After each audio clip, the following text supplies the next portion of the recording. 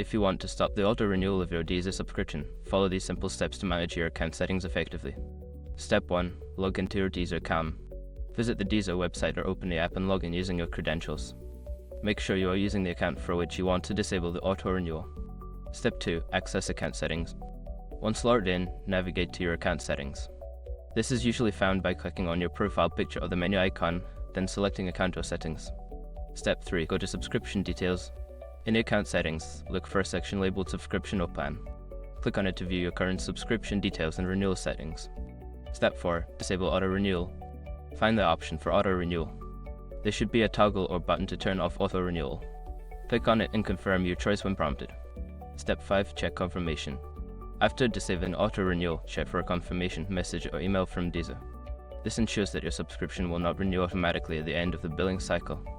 By following these steps, you can successfully stop the auto-renewal of your Deezer subscription. If you have any issues, consider reaching out to Deezer's customer support for assistance.